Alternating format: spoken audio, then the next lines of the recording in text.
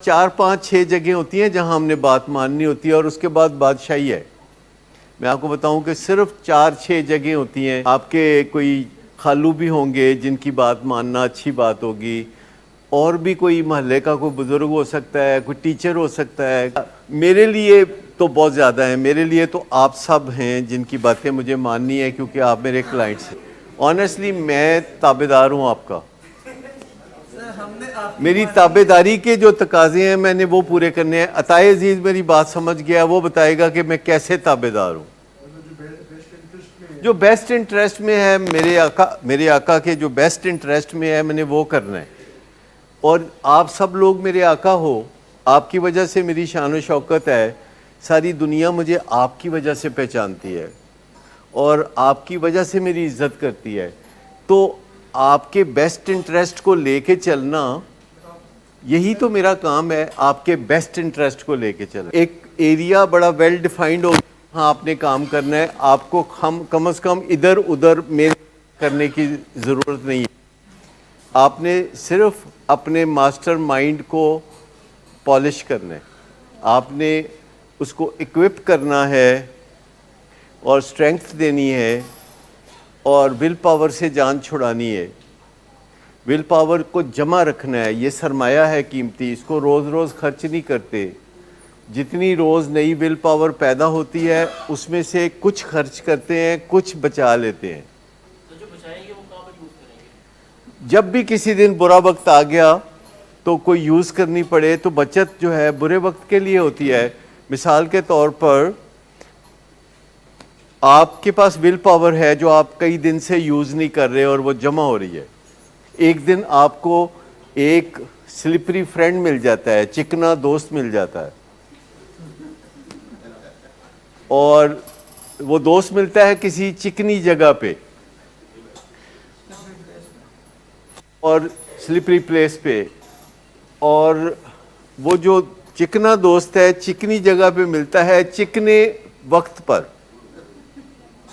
चिकना वक्त कौन सा होता है? शाम का।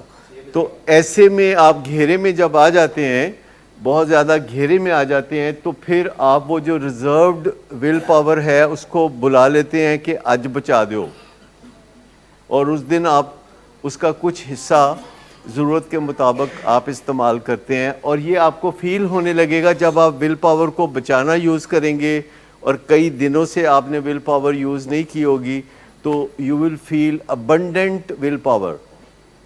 आप एक काम छोड़ के फिर दूसरे काम की तरफ चले जाओगे, दूसरा काम छोड़ के तीसरे काम की तरफ चले जाओगे, और आपको उकताहट नहीं होगी, रेजिस्टेंस नहीं आएगी। हमेशा याद रखें कि हमने जो काम करने होते हैं उनके अंदर रेजिस्टेंस होती है। जैसे कि स्टूडेंट्स हैं तो उनके कई सब्जेक्ट अच्छे होते हैं, कोई एक आध सब्जेक्ट होता है जब उसकी बारी आती है तो वो कहते हैं ये नहीं, ये फिर सही। इसी तरह आपकी ज़िंदगी में कुछ काम होते हैं जो कि आप बड़े शौक़ से करते हैं, पर कोई एक काम होता है करने वाला, आप कहते हैं ये नहीं करना मैंने, आपको वो ज़रा मुश्किल लगता है। आप अपने बच्चों में से कुछ बच्चों के साथ आसानी से डील कर लेते हैं, लेकिन जिसके साथ डील करने की ज़रूरत है आप कहते हैं फिर सही, इसको फिर सही। तो ये जो रेजिस्टेंस है जिसे आप विल पावर के ज़रिए कवर करते हैं, अगर आप सीख लें, पॉलिश कर लें अपने मास्टर माइंड को, तो आपको इस रेजिस्टेंस का सामना नहीं होगा। आपके अंदर खौफ नहीं होंगे, आपके अंदर एंग्जाइटी नहीं होगी, आपके अंदर ये मसाइल नहीं होंगे।